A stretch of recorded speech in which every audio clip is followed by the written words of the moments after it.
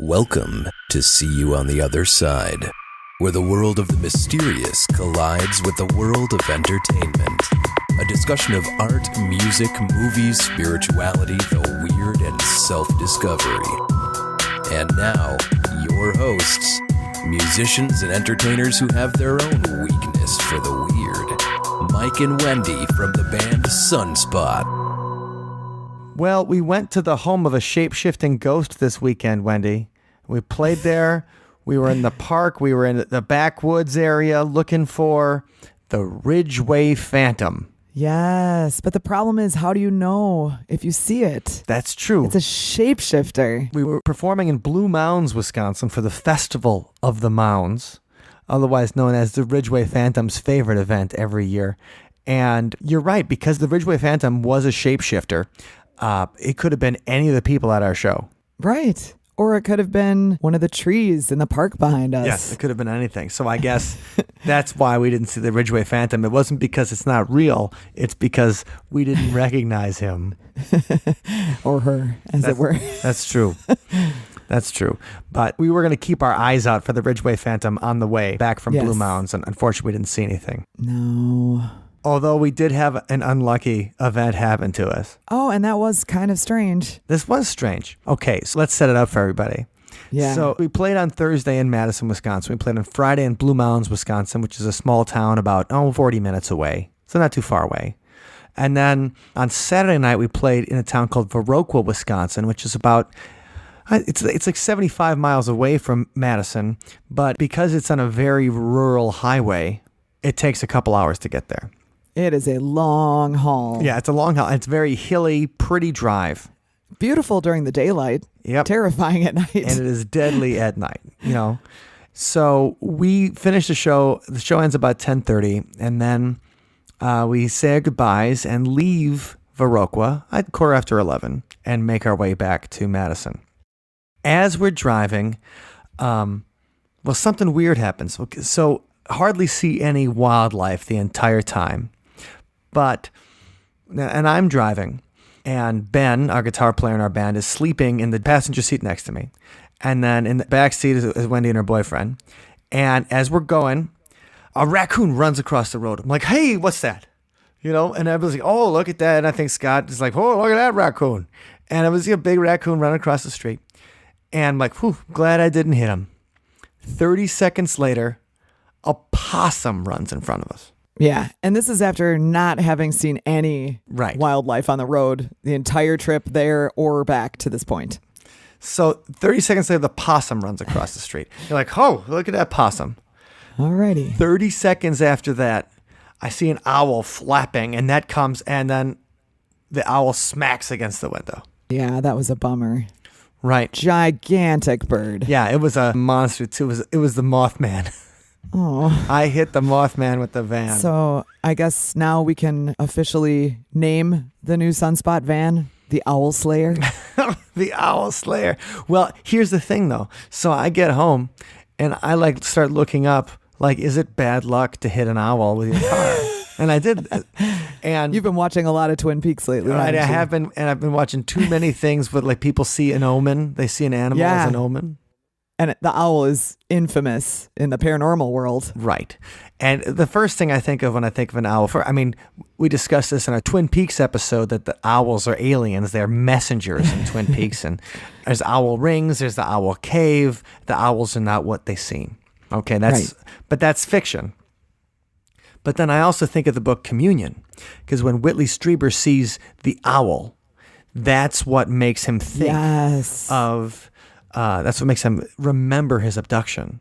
So the owl is always giving me some kind of otherworldly thought. So maybe the owl was trying to send us a message and then we hit it. Right. Oops. Well, the owls were messengers in some cultures, like Roman culture. Roman and Greek, the owls were messengers from the gods and stuff. And in some cultures, owls represent death. Oh. Well, look what you did to death. Boom. Take that, death. But people, you should see the amount of people who ask questions on the internet. Is hitting an owl with my car bad luck? Oh, well, owls are such curious looking creatures, They're weird. They can do the thing where they spin their heads around. Yeah. And they sound so spooky when you hear them at night. There's a great horned owl that frequents my neighborhood. And every so often, it is so loud, it'll wake me up. It just echoes, hoo, hoo, hoo, hoo. Yeah. And I looked it up because I was curious as to what kind of owl it was. But yeah, it's definitely the song of the great horned owl. Yes, for whom the bell tolls, owl, that the bell tolled for you. It did. And they're very spooky creatures because you rarely see them during the day. Right. They lurk around at night, killing things. But then, people were talking about like, well, I hit an owl, so then I said a prayer for the owl, and I burned sage with my grandma, and all these different things. And I'm like, what am I supposed to do? Like, am I supposed to burn some sage? Because first of all, I don't think we killed the owl. Well, it didn't hit as hard as that turkey. I hit a turkey one time in the van. It was loud. And that turkey hit. It was like getting a butterball slapped against the windshield. Okay, but no, this is hopefully let's think positive. I hope the owl survived because it was a beautiful creature. Sure. And it was a big one. Whatever message it had for us, at least it made us think a little bit more about owls and also a little bit more about safe driving late at night on the way home from gigs in the middle of rural Wisconsin. So be careful if you're out there. Yes, please do be careful. But that was just a funny thing. I mean, because it's sad if we, killed a creature. But second of all, I'm not the only person that looked up, is it bad luck to hit an owl?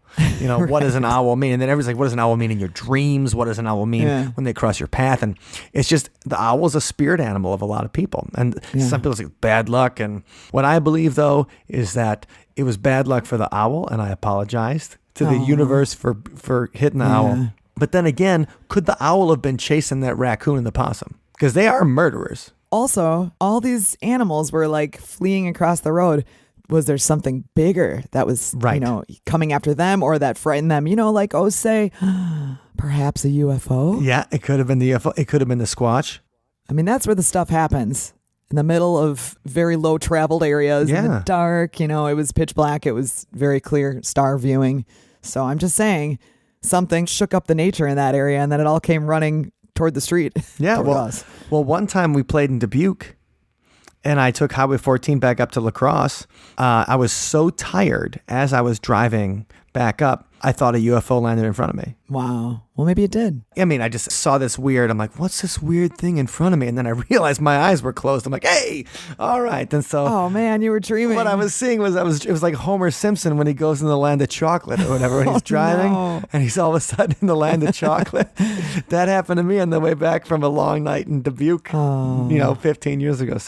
Well, okay. Highway 14, beware. Keep your eyes out, guys, because the owls are not what they seem out there. But anyway, I just thought that was weird. And it was like a little paranormal thing that happened. Yeah. And obviously we might be overthinking it, but we're probably overthinking it. It was weird. But you know what I'm not overthinking today? What? And that is the cool people who decided to review our podcast on iTunes. Oh, yeah. Todd Hedges, 5 stars, interesting and fun. 2 exclamation points, Miss Wendy Lynn. Did you hear what I said? I said 2 exclamation points. Double the excitement. It is. Double your pleasure with Todd Hedges. I've been a listener for about 6 months now and always look forward to the shows for the guests, stories, and Mike, Allison, and Wendy do a great job interacting with each other and the guests. They are fun to listen to. Thank you. Thanks. And I really enjoy the content and different types of paranormal topics. Definitely a must listen. Hey. Hedges, thank you very much. Thank you, Todd. And then we've got one from Scooterboy24. Midwest Mayhem. Yeah. He says, I have just begun listening and truly enjoying the subjects, especially the Mothman topic, which I'm recently obsessed with. Yeah. That was me, not him. Approach and collaborative conversations. Great production, too. Oh. Well, thank you so much, Scooterboy24. Scooterboy noticed. Yeah, I appreciate that. A lot of work goes into that. Listen, Dude 43. 5 stars. Entertaining, he says. Oh. I'm assuming it's a guy because it's Listen, Dude. Yeah. Stories that intrigue you, mixed with lighthearted banter and great original music. Yes. Worth a listen. Oh, man. You guys are making us so happy here today. Thank you. It always excites me when somebody mentions the song. Right. They noticed the music. They didn't just stop it at the end. Right, because that's a lot of the work, is putting together original music every week. I mean, that's part of the fun. A lot of the fun That's is what we do. great We music. love it. So thank you. If you guys would like to leave a review on iTunes, see you on the other side. Leave a review, 5 stars. We're going to read them aloud on the air. We're going to shout you out. And we'd love to shout you listeners out next if you leave a review. So please do that and check us out on iTunes and do that there. Thanks a million. Okay, so we had a fun weekend. Viroqua. A little too fun. A little too fun. We didn't see the Ridgeway Phantom, but we did see the Mothman fly across the screen. Anyway, well, would that be actually a Lechuza, the owl witch that we talked about in the Mothman episode? Well, real quick, I was just going to say, also speaking of the Mothman, while I was on my long run yesterday, I ran across 3 sandhill cranes, and it reminded me of at the Mothman Museum, there were newspaper articles where they were saying, oh, what they saw was a sandhill crane. Oh. And I'm looking at it going like, I don't think I would confuse that for a winged humanoid with red glowing eyes.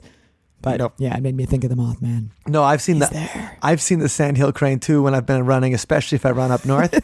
And it is scary. Yeah. Don't get me wrong. It's scary to encounter one of those. And some of those noises they make are really interesting. Like it's a really interesting noise. And one time I saw I saw a gaggle of cranes, like all together. And as I ran past them, like they were all making the noises, and I'm like, that is pretty weird. But would you confuse that for a winged humanoid?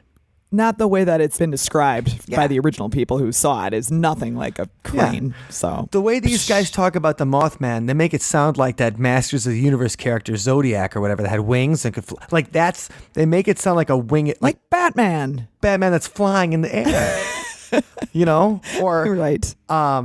Doesn't Arthur from the Tick have wings? Oh, he doesn't have wings. Yeah, he's got wings like that because he's a moth. So Arthur from the Tick has there that. You go. So that's what I picture. I don't picture the sandhill like crane. a brown bird. Right. The sandhill cranes are the swamp gas of Mothman explanations. It's crap. Okay. Total crap. Sorry to get off topic a little bit. That's all right. And we should get to the topic because I think this stuff is very interesting.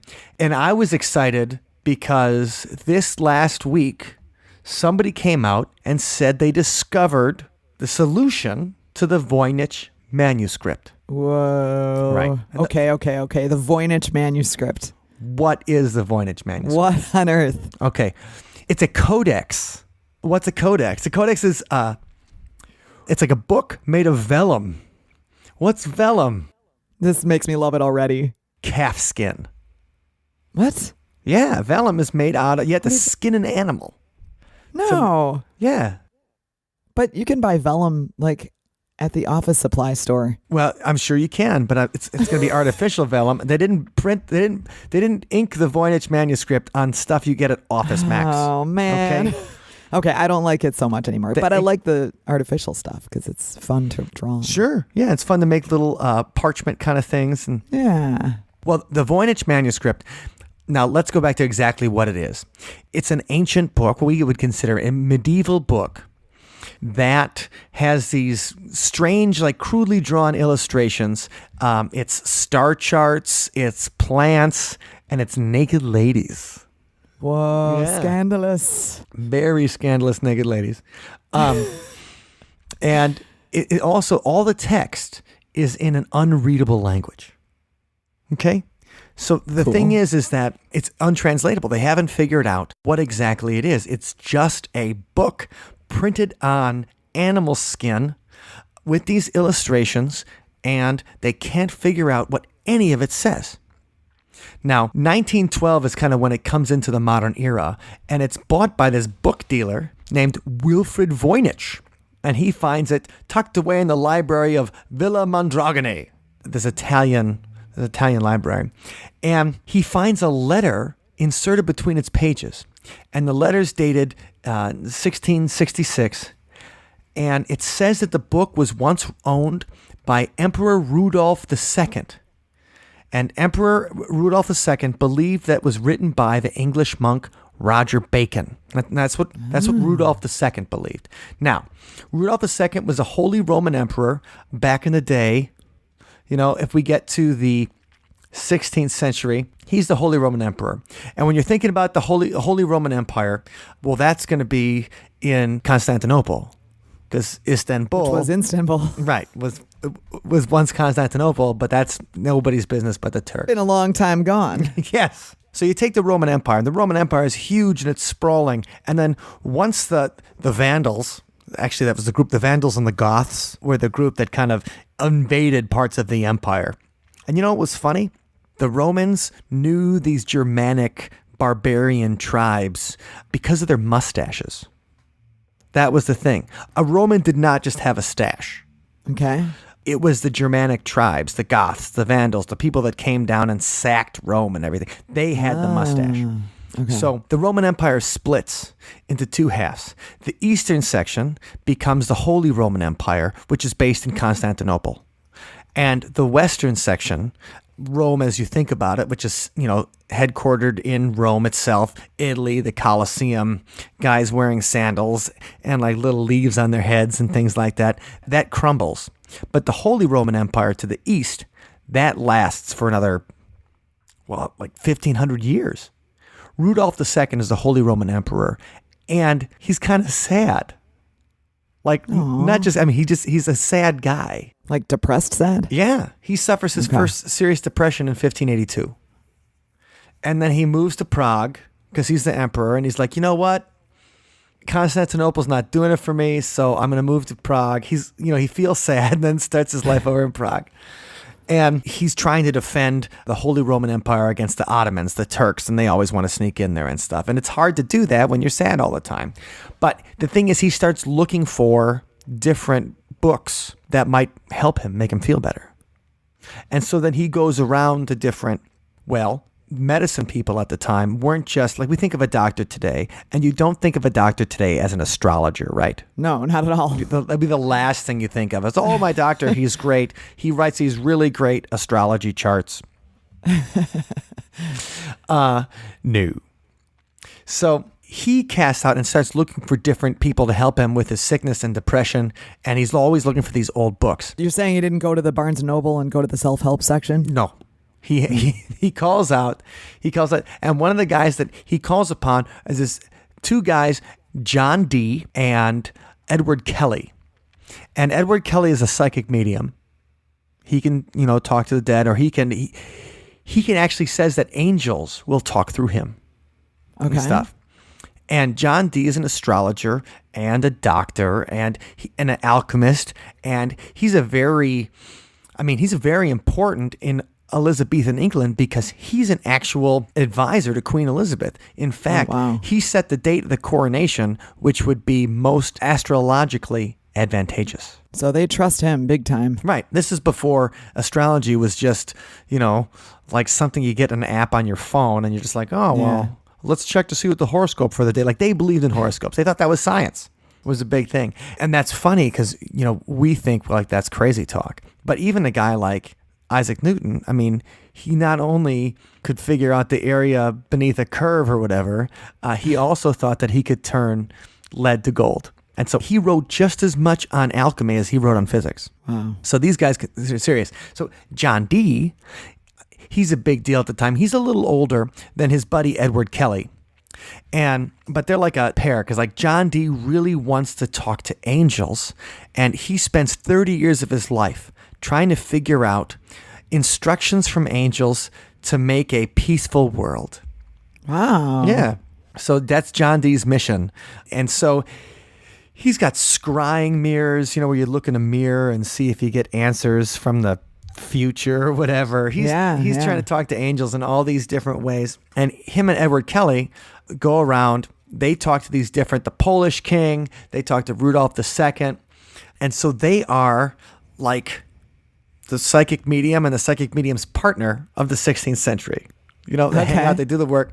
Now, this is my favorite. In 1587, during a spiritual conference in Bohemia, Edward Kelly informs Dee that the angel Uriel had ordered men to share all their possessions, including their wives. What? Yeah. Possessions? Boo. Okay. By this time, Kelly had gained some renown as an alchemist and, in fact, was more sought after than Dee in this regard. because alchemy was the line of work that had the most prospects for long-term financial gain because, well, you could make gold out of anything. Yeah. Right?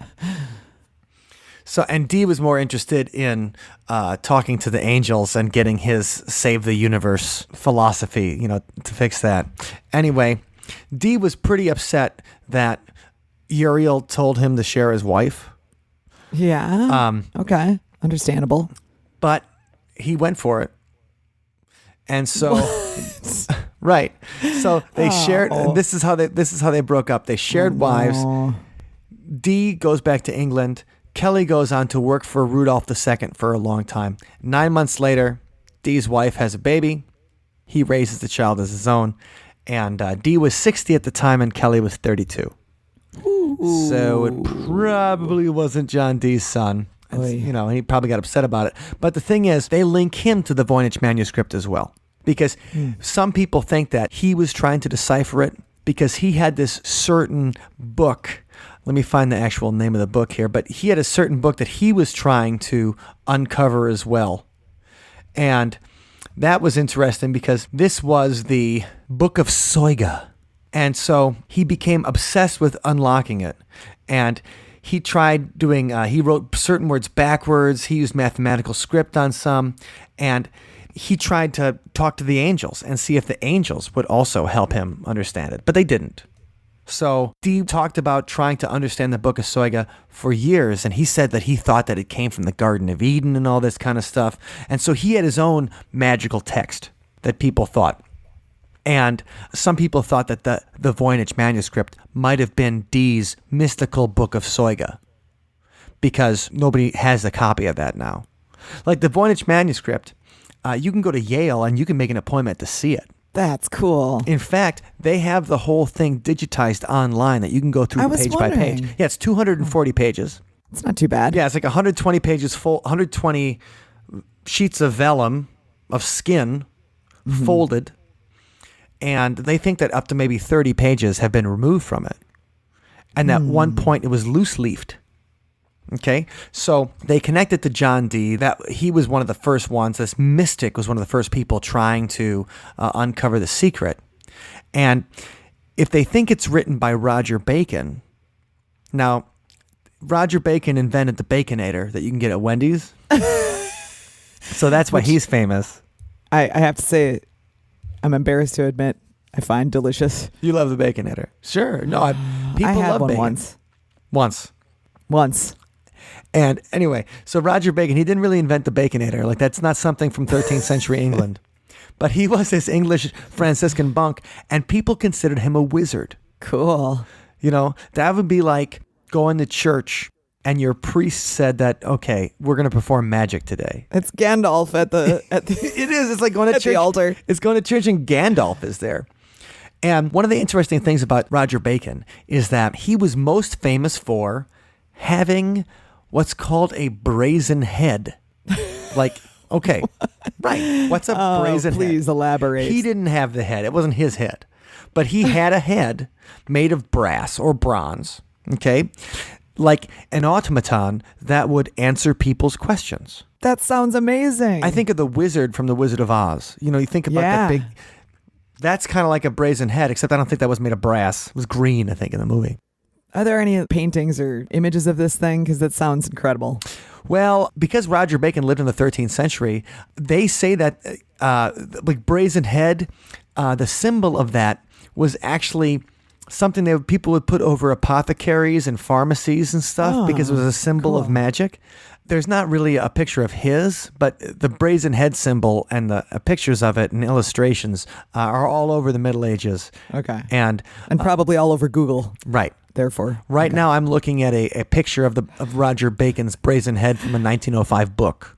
Oh, yeah. But it's funny because then people would ask the brazen head questions. Oh, so it's like Zoltar. Yeah, it's exact. Zoltar is one thing. It's exactly like Zoltar is the fortune teller from the movie Big. Great movie. Is Zoltar? Or is it Voltan? Fortune teller machine is Zoltar. Maybe that's just a standard. Yeah, standard one I've seen. I have seen the Zoltar. In fact, we saw a fortune telling Elvis when we were in Nashville.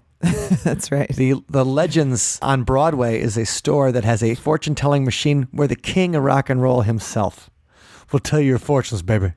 You know it, baby. That's right. Anyway. Actually, it's more like, I know it, baby. So Roger Bacon was a monk, was a man of God. You don't expect your priest to be Gandalf, but back in the 13th century, you could be Gandalf. And I thought that was really cool that he had a brazen head. That is really cool. And sometimes it would just answer yes or no. Man, just imagine the parties that guy could have. Well, he probably did have parties. Probably had wicked parties where not only you would have like ask the brazen head whatever question is on your mind, also had free baconators for everybody. Oh, come on. So that's the thing. They think that Rudolph II thinks that Roger Bacon wrote it. And it's mystical and it's magical and it's going to help him get out of his depression. And that's the whole thing. So the Voynich Manuscript has like 6 different sections. Okay? Wow. One is like a guide to plants. Looks like it's a guide to plants. Okay. The other looks like a recipe book. The third has like the naked ladies bathing and stuff. So it's like yes, it's very sexy. No, it's not sexy at all. You see these pictures if you look at the Voynich Manuscript. But the whole idea is it's got astronomical charts in it too. And that's actually the only part that they can figure out because the symbols for the, that like each sign has a symbol, right? Yeah. So like I'm a Scorpio. It's like a little M with a tail. Yeah. And I'm an Aries, which is the bull. Yeah. Those constellations are associated with certain parts of the body. Like the Scorpio is associated with reproductive organs. Huh. And I'm not sure what Aries is, but each part is associated with a part of the body. And that's the thing is they thought that if you were born during a certain time of year or under a weird sign or whatever, that could contribute to your health problems. So that's the whole thing too. They can recognize the astronomical signs, the astrological signs, not astronomical, astrological signs that are in the manuscript. That's the one thing that they can know for sure. Okay, so this is like the medical astrology. Right. That's what they're thinking. It. That's what they're thinking. Because the thing is, it's got recipes, it's got people bathing, it's got plants, and they can't really recognize much of the plants. So it's not like drawn. Like you see somebody wearing a pot leaf shirt, and you're like, oh, I know what that plant is. This is plants that a lot of people can't recognize. Yeah. And so that's a mystery too. And this becomes a thing. And so Wilfrid Voynich, he's going to sell it. He brings it back and he finds a great thing to sell.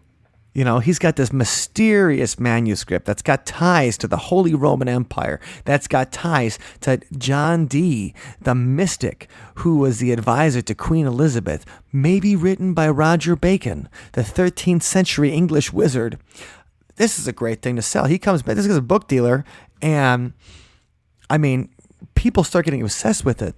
This one couple spends 30 years of their lives trying to figure out the Voynich Manuscript. Now, that's not their job, but it's their obsession. Sure. They really get into it.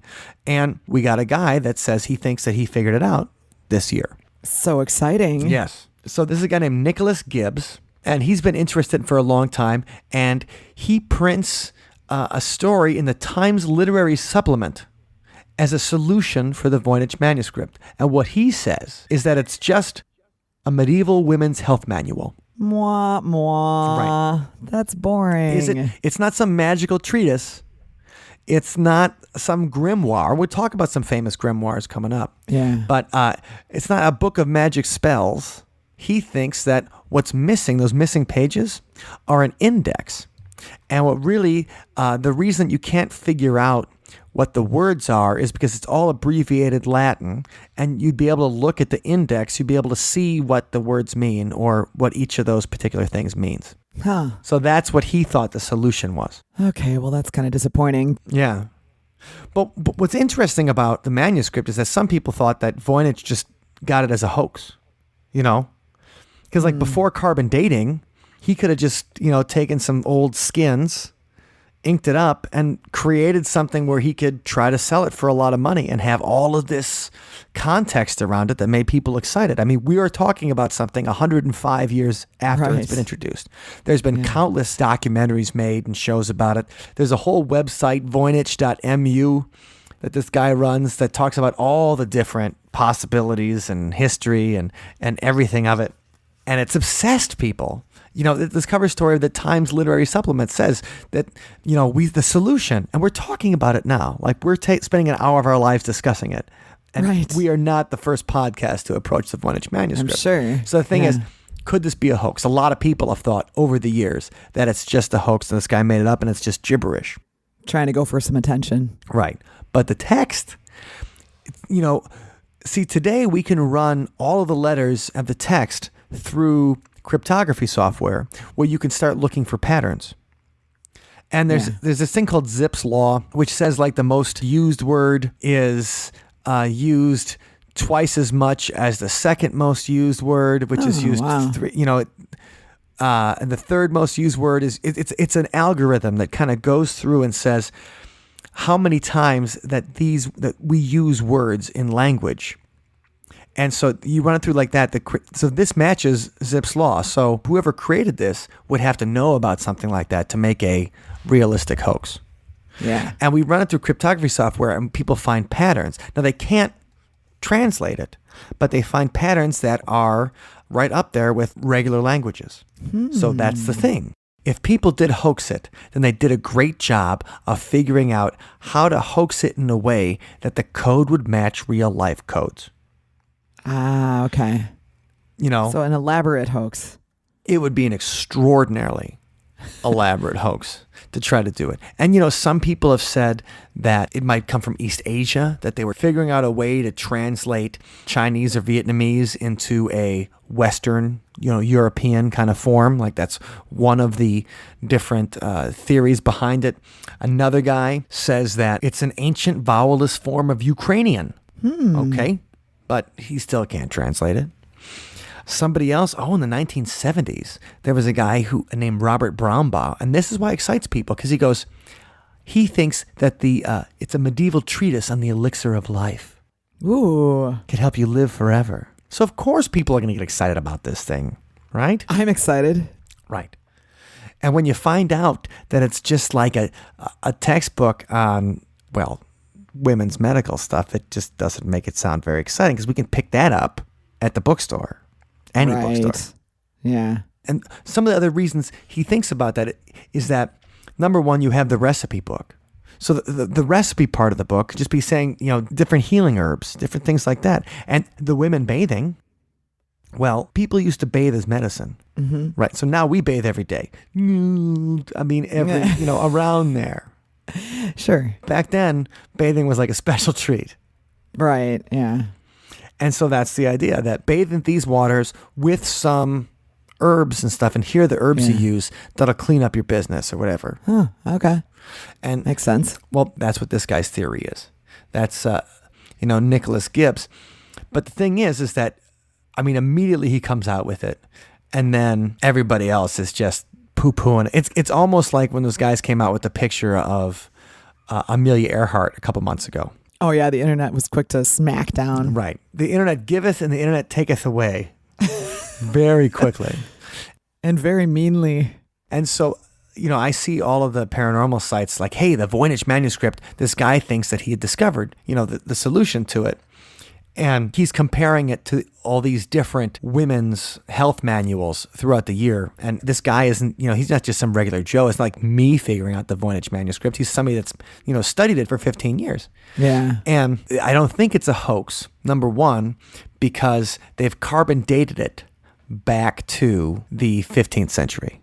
So they have the vellum and the ink, right? Yeah. And also, it was bound with goat skin, though, later on. So originally it shows that it was just a bunch of pages like loose, and then it was bound later on. So the goat skin is a couple centuries younger than the calf skin that it was written on.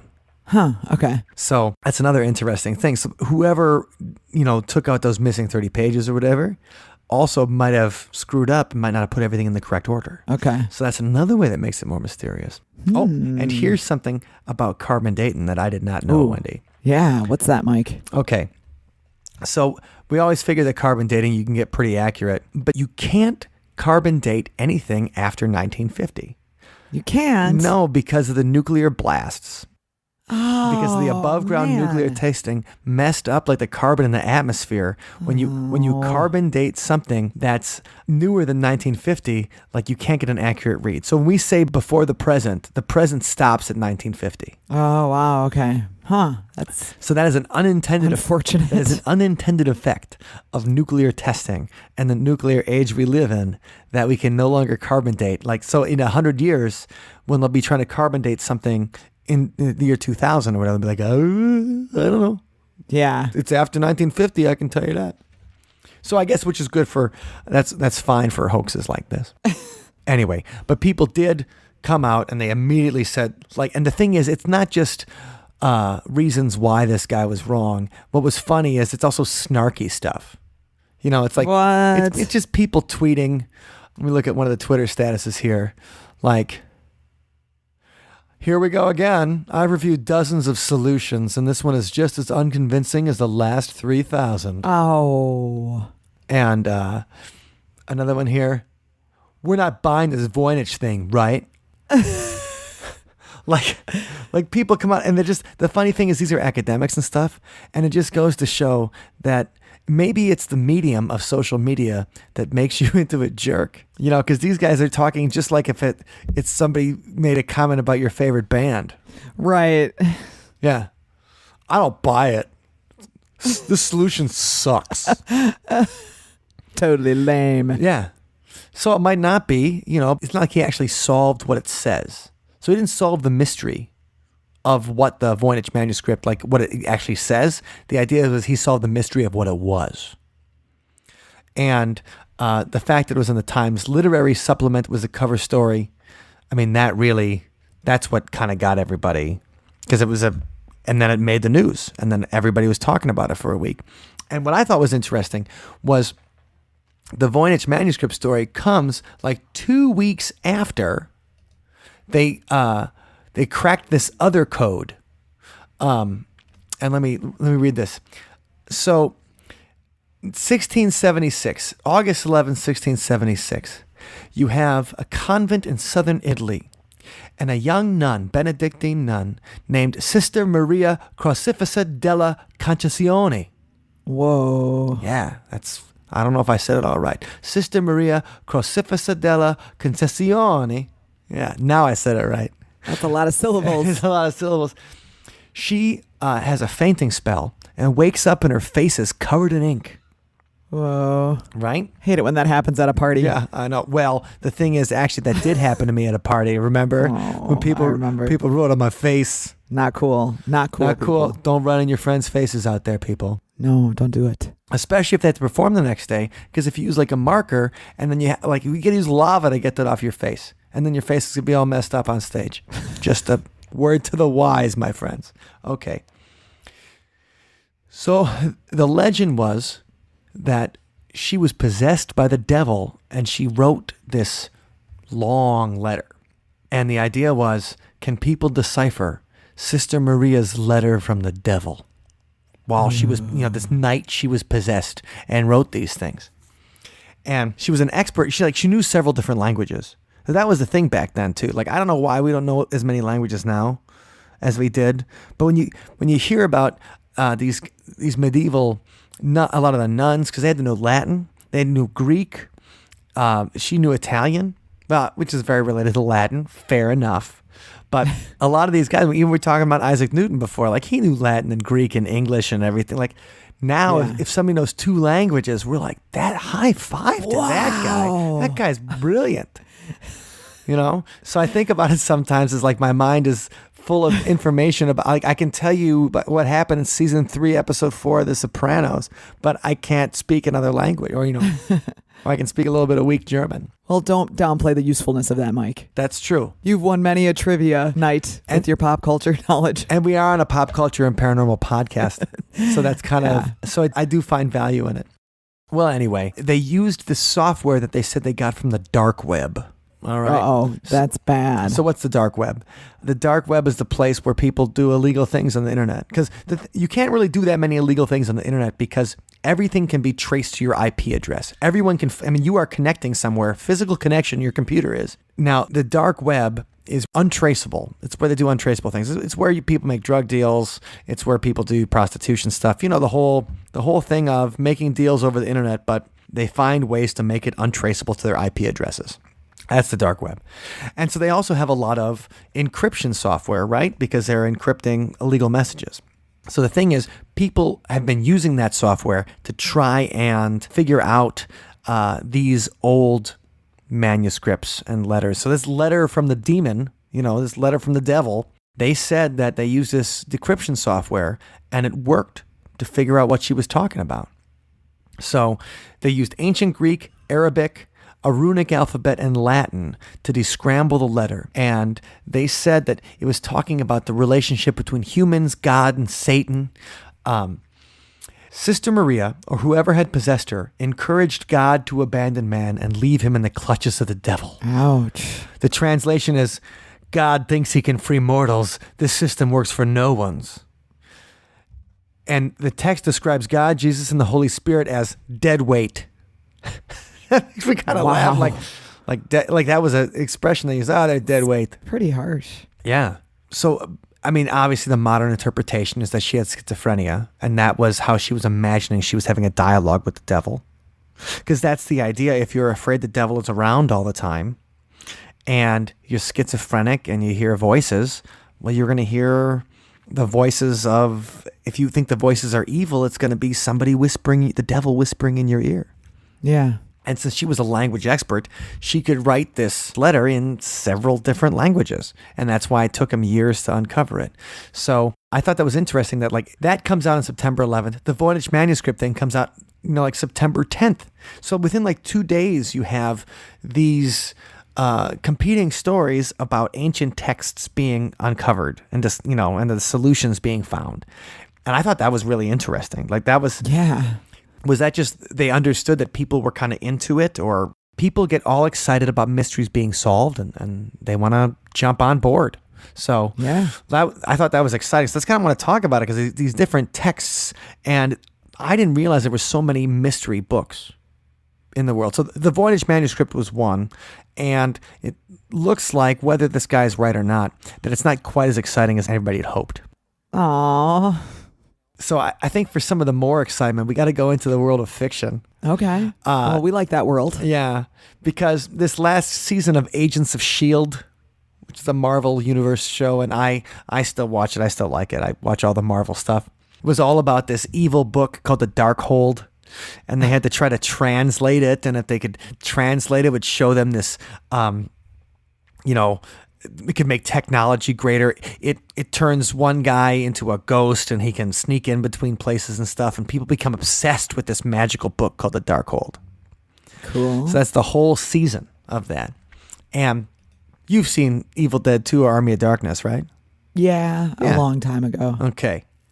Well, I've seen them about 60 times. Army of Darkness, I've probably seen about 60 times. Evil Dead 2 about 10, 15 times. Wow. But yeah, in high school, we just watched the movie over and over again. And so just obsessed with Army of Darkness. You liked it a lot. Yes, I did. And that's Bruce Campbell at his best, that big stud. But the thing is, in that all the Evil Dead trilogy is about people that find an evil book. And the book is bound in human flesh and inked in human blood. Right? That's the whole point of it. And it can make monsters come out and everything. But what's interesting is they call it the Necronomicon. That sounds disgusting. Well, the Necronomicon is an homage to our man H.P. Lovecraft. Oh, so it's not a con where people dress up and... I'm sure they have a Necronomicon where people do, but they probably talk about H.P. Lovecraft. People walk around dressed up as books.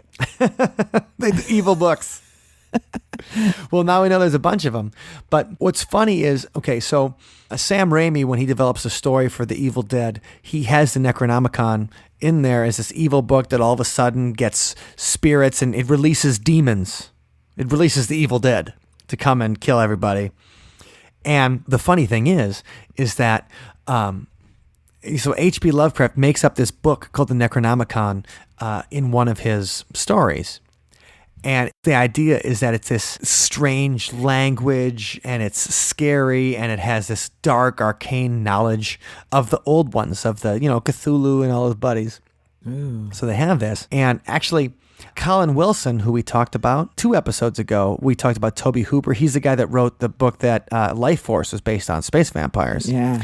And he was challenged by August Derleth to write his H.P. Lovecraft book. That's right. Right. So August Derleth from Wisconsin challenged Colin Wilson to write a story like H.P. Lovecraft. So he wrote The Space Vampires. In another one of his stories, which is H.P. Lovecraft based, he wrote The Return of Loigor. I don't know how to say Loigor, but it's 2 L's. But in that story, the Voynich Manuscript turns out to be a copy of the Necronomicon. Interesting. Yeah, so isn't that fun? Yeah, that is fun. Colin Wilson did that. But the thing is, so in the late 60s, somebody makes a fake version of the Necronomicon. Okay. And they sell it. They sell it in the bookstore. Uh-oh. And so somebody makes a fake version of the Necronomicon that's all mystical, and now you can buy a copy of it in any Walden Books at every mall in the country. And so people start thinking that the Necronomicon's a real book. Of course they do. Because H.P. Lovecraft fans made a fake one. And so, people are like, well, it's real. And that's but this is before you could look stuff up on the internet. There's nothing in the book that says it's a work of fiction. It just says this is a translation of this ancient book from the 8th century. So it's kind of like the Texas Chainsaw Massacre, beginning with this is based on a real story. Bingo. It's exactly the same kind of thing. Oh, It's funny. We were talking about, they call it the Lovecraft Circle. And August Derleth was in the Lovecraft Circle. Robert E. Howard, who wrote the Conan stories, and they all were exchanging letters all the time. That's fun. One of the youngest members of the Lovecraft Circle was Robert Bloch. Okay, now Robert Bloch wrote Psycho, and eventually he would write a lot of different TV and films starting in the 1960s, but he wrote the book Psycho that Alfred Hitchcock made the famous movie. And of course, Psycho is about Norman Bates' relationship with his mother, which is based on Ed Gein. Uh-huh. So Robert Bloch has his own mysterious text in his books, but what's fun is that, Robert Bloch also was living in Milwaukee too. So, oh man, so many connections here. Right. So the cool thing is that, Robert Bloch and August Derleth were 2 Wisconsin, Robert E. Howard's in Texas and H.P. Lovecraft's in Rhode Island. But the awesome thing is we had 2 Wisconsinites in there who have their mystical books, and I thought that was a lot of fun. Very exciting. But the Necronomicon is probably the most famous fake magical book of spells and weirdness, that most people can recognize. They even had the Necronomicon featured on the real Ghostbusters cartoon. That's awesome. So that was a place. That's pretty mainstream there. Yes, it was pretty mainstream. And just a couple of other weird texts is that there's this thing called the Devil's Bible. Okay. And this one isn't like an untranslatable manuscript, but it's got a lot of weird images in it. And it's huge. It's the largest known medieval manuscript. And it's composed of 310 leaves of vellum. Ooh. But it would have taken 160 donkeys to make enough. That's what it says. That would have taken 160 donkeys to make enough for that book. That's horrific. Right. That's a lot of donkeys. Right. Well, it's huge. It's 36 inches tall, 20 inches wide, and 8.5 inches thick.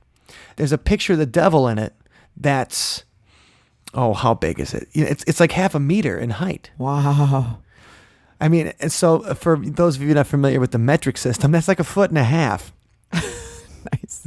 And that's why they call it the Devil's Bible. And there's a whole legend behind it that there was this monk who had broken his monastic vows and was sentenced to be walled up alive. Aww. And in order to avoid the penalty, he promised to create a book to glorify the monastery forever. So nearing midnight, he couldn't finish the book, and he realized he would not finish the book. So he prayed not to God, but to the devil to help him finish the book in exchange for his soul. Man, that's spooky. And so the idea was the devil finished the manuscript for him. And so the monk did the big picture of the devil as gratitude. Okay. That's a cool story. Yeah. So this is from Wikipedia. In tests to recreate the work, it is estimated that reproducing only the calligraphy without the illustrations or embellishments would have taken 5 years of nonstop writing. Wow. That's called the Codex Gigas. And that's English for giant book. That's really the Codex Gigas just means giant book. So not really creative. The Devil's Bible is a little more creative. There's one thing that was just translated not too long ago called the Gospel of Mary. And this was found, and so these are Christian texts from the 2nd century. And they found the Gospel of Thomas, which the movie Stigmata is based on. So if you've seen the movie Stigmata, the Gospel of Thomas, the famous thing about the Gospel of Thomas is it says that the church is inside you, and so it basically says don't go to church, or you don't need to go to church, because the thing is the Catholic Church says you have to go to Mass or you go to hell. They have actually 6 days a year or whatever. They have holy days of obligation. Obligation means you have to go. That's no the choice. Whole thing. Right. So the Gospel of Thomas basically says you don't have to go to church to go to heaven. So that's Stigmata talks about that. But anyway, it's Gospel of Mary translated, and it translates into these 37 different, looks like fortunes. Says things like, go make your vows, and what you promised fulfill it immediately. Do not be of two minds, because God is merciful. It is he who will bring about your request for you and do away with the affliction in your heart. So what does that sound like? To me, that sounds like an ancient magic 8-ball. Totally. So what people would do is they would go see an oracle who had this book, and they would ask a question about the future, kind of like people would ask Roger Bacon's brazen head. Exactly. Back to Zoltar again. Here right. we are. And so the thing is, we're making jokes about Zoltar in the movie Big and all this kind of stuff, but people were interested even in if they couldn't get astrology because astrology was demonic, or if they, you couldn't pray to the old gods because in Christianity you only have one God. Well, maybe you get help from Mary, Jesus' mom. Yeah. And so they'd go to an oracle and they open the book, they'd ask a question, they'd open the book to a random page, and it would say things like, all signs point to yes. No, that's not what it said. That's just what they say in the 8-ball. But the thing is, it was 37 different possible solutions. So it's almost like a random number generator of things that you could get. So I thought that was really interesting as far as a mystery text that was very recently translated. And there's one more that's a lot more modern than the Voynich Manuscript, but this is the first time I ever heard of a mystery text. Like I'd heard of, magical spell books and stuff when I was a kid, but there's something called the Beale ciphers. And I don't know if you've ever heard about this. I have not. Okay, so they first sold these things in 1880, and it was a pamphlet, which was a series of numbers, just a series of numbers, and it's supposed to lead to a buried treasure. Okay, so in 1822, this guy named Thomas J. Beale goes to Lynchburg, Tennessee, and stays at an inn. And he says he's got to travel somewhere. And he gives these weird papers with numbers on it in an iron box to the innkeeper he's staying with. Okay. And he's like, I'm going to be back soon. I got to go on a journey west, but I'm going to come back here. And if I don't come back in 10 years, then you can check out what's in the box. But ooh, that's exciting. Right. So he says time capsule. And the thing is, he goes to St. Louis and then sends a letter from St. Louis to this innkeeper, Robert Morris, that his buddy is going to mail him a key to all those different numbers. And he's going to tell him what it means. All right. But then nothing ever happens. Oh. And he never gets a letter. It's said that Morris doesn't open the box until 1845, so 23 years later. Wow. He kept his word. Yes. And he says when he opens the box, he finds 2 regular letters and then 3 papers that are all just weird numbers. And in the regular letters, it says that Thomas Beale buried a treasure worth something like $20 million somewhere in Virginia, and that these cryptograms will lead you to the treasure.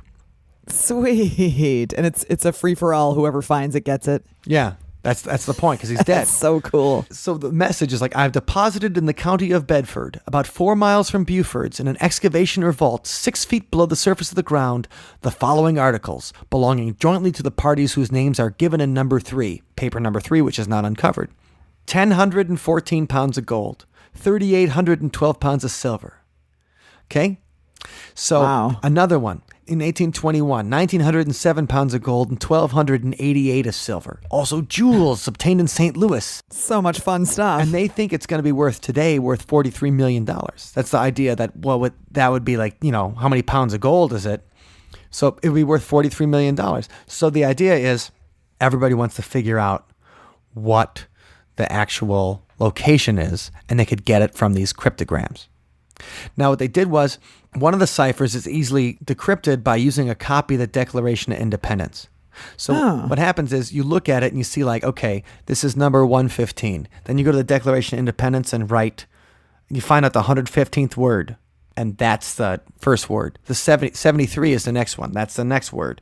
So you go through the Declaration of Independence and you find each word, and then that's how you decipher it. Well, that only works for one of them. It doesn't work for any of the other ones.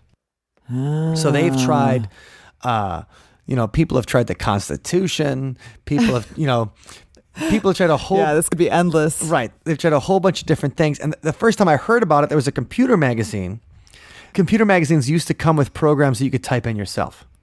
Okay? Mm-hmm. And this one came with the story of the Beale Papers, and it came with a program you could type in. And if you typed in the Declaration of Independence, or you typed in a different document or whatever, it would do the work for you. It would find a number or word, it would match it to the cryptogram, and then it would try to do that. So you could import text from a whole bunch of different documents to try to find out, And in the 1980s, when I first read it, it was worth $20 million. So that's why it was exciting. So did you punch all the things in? Did you try to find it, Mike? I don't think I ever punched it in. Oh. My 6-year-old self did not want to do all the work, even though I did punch a lot of those programs in. That was one that I didn't, but I was always excited about it. What's funny is, people have said that it's a hoax, because the thing is, this happened in 1822, and the paper's not released till 1880s. Oh, right? Wow. But that's the idea, though, is that these guys weren't going to make it public because they spent 40 years themselves trying to do it. Yeah, right. So I don't want somebody to snarf their loot. Yeah. Well, some people think that it was Edgar Allan Poe that wrote it because he was really into cryptograms.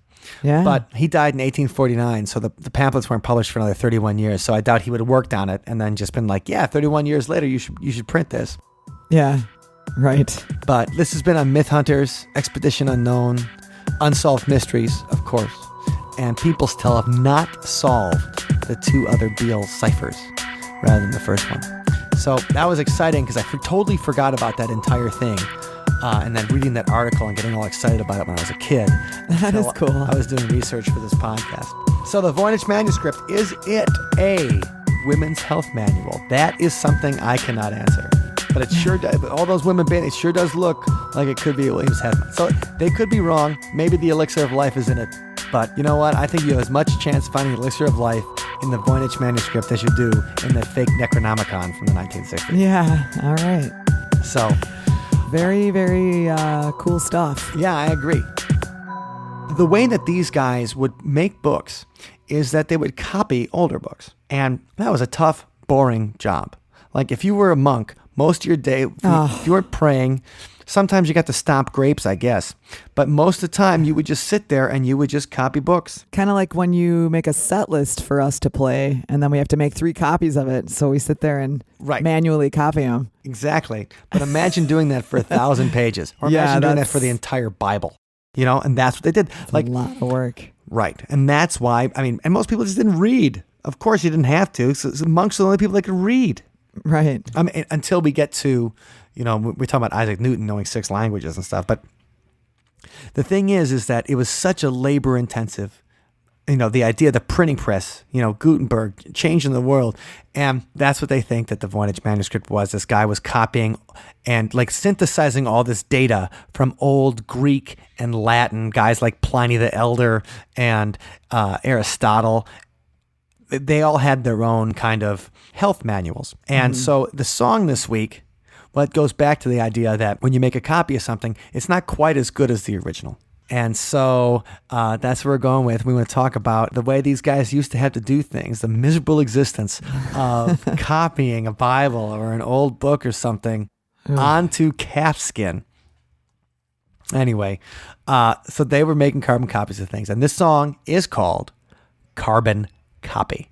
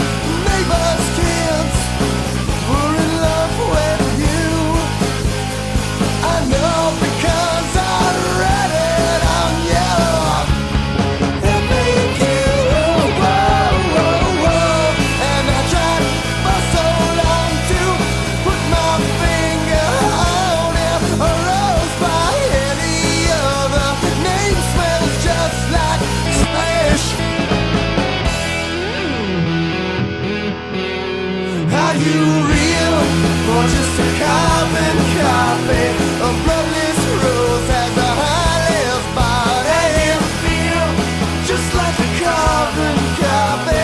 Your paper fan or who you used to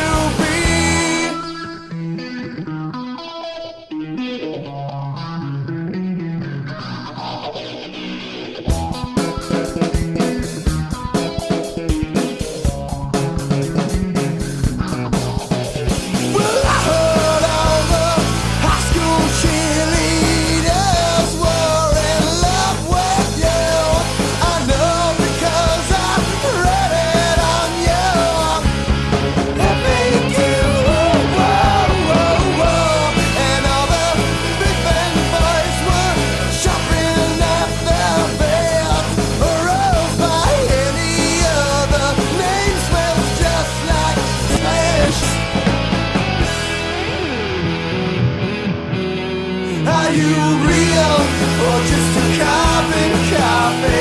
A bloodless rose at the highest bar. And you feel just like a carbon copy.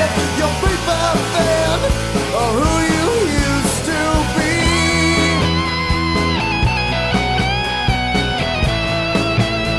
'Cause now you're just like me. Just like me. Just like me. Just like me. Are you just a carbon copy? Are you just a carbon copy?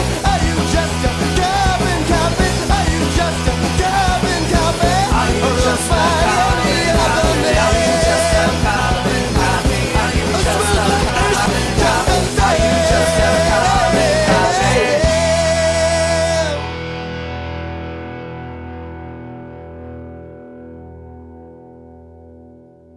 Thank you for listening to today's episode.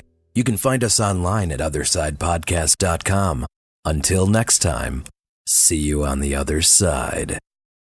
Hey, did you see the calendar for next Thursday? Yeah, I saw it. I circled it and starred it and put a giant smiley face on it. Me too, because I cannot wait to talk to our Patreons again. Yes, me neither. It's my favorite part of the month when we get to do our live hangout with our Patreon friends. So we are looking forward to Thursday, September 28th at 7 o'clock p.m. Central Time. Yeah, I'm really looking forward to. We got a lot to talk about. And if you'd like to join that hangout, please join our Patreon community by visiting www.othersidepodcast.com/donate. That's the place where you can find all the cool things that you're going to get if you become a Patreon to the See You on the Other Side podcast. In addition, we can hang out and talk about your favorite paranormal topics, get your input on your favorite stuff for the show. And also, if you have questions that you want to talk about and you're thinking, I can't really talk about this with people at work, or my friends think I'm weird if I talk about it, you can talk about it with us because we are ready to believe you. We love it. And a special shout out to our Patreon and good friend, Ned. Dr. Ned. Who, yes, he's pledging us at a level where he gets a personal shout out every single episode. And thank you for your dedicated support. And thank all of you in the Patreon community for helping make the See You on the Other Side podcast possible. We will see you next Thursday night at 7 p.m., September 28th.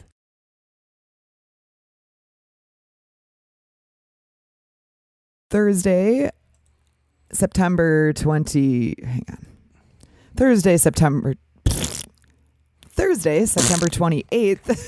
at 7. Thursday, September 28th at 7 o'clock p.m. Central Time. Perhaps a UFO? Yeah, it could have been the UFO. It could have been the Squatch.